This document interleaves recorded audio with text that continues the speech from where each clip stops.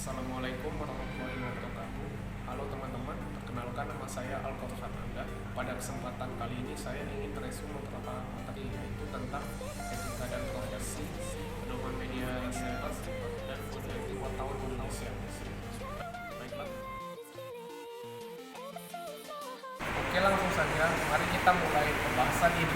Oke, langsung saja kita masuk yang pertama, yaitu etika dan profesi. Jadi, apa yang dimaksud dengan etika itu?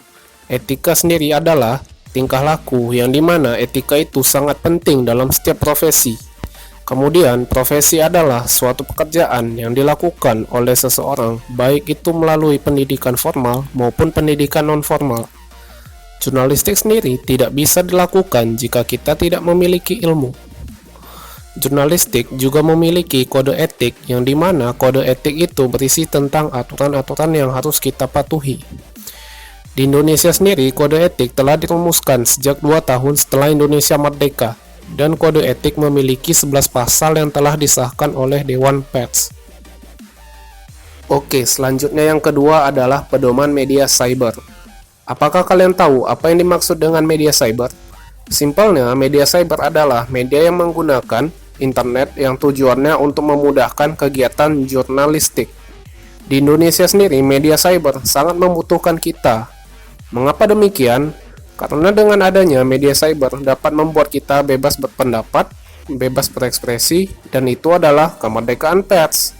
Sekadar informasi, jika kalian ingin mengupload atau mengakses sebuah berita dalam media, kalian harus melalui tahapan yang namanya tahap verifikasi, yang dimana verifikasi itu fungsinya adalah untuk mengetahui akurat atau tidaknya berita tersebut. Nah, teman-teman, media cyber ini juga banyak digunakan oleh sebagian masyarakat Indonesia. Jika kalian ingin mengupload atau mengakses sebuah berita, tentu kalian harus mengikuti beberapa syarat. Syarat yang pertama, jika kalian seorang citizen journalism atau seorang wartawan jurnalis, kalian harus mengikuti kode etik yang ada. Yang kedua, kalian pun harus mengikuti ketentuan-ketentuan yang ada dalam media tersebut. Dan yang ketiga adalah syarat yang paling penting, yaitu kalian tidak boleh menyebarkan berita yang tidak akurat datanya atau yang biasa disebut dengan hoax. Kemudian yang terakhir adalah kode etik wartawan Indonesia. Ada 11 pasal tentang kode etik wartawan Indonesia. Pasal yang pertama isinya mengenai wartawan Indonesia harus berimbang, artinya ia harus akurat. Yang kedua, wartawan Indonesia harus profesional. Yang ketiga, wartawan Indonesia tidak boleh mencampurkan antara fakta dan opini. Yang keempat, wartawan Indonesia tidak boleh membuat berita fitnah, cabul, sadis, dan berita bohong. Yang kelima, wartawan Indonesia tidak boleh membongkar identitas korban asusila.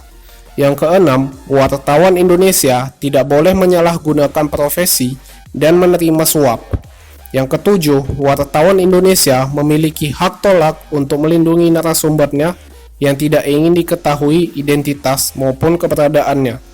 Yang kedelapan, wartawan Indonesia tidak menulis atau menyiarkan berita berdasarkan prasangka atau diskriminasi terhadap seseorang atas dasar suku, agama, ras, dan antar golongan.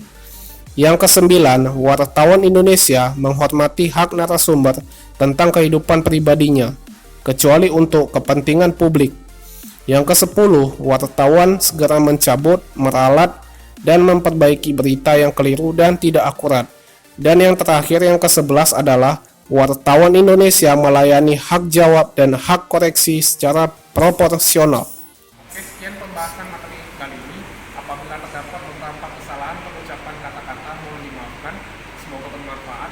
Wassalamualaikum warahmatullahi wabarakatuh. See you in the next videos.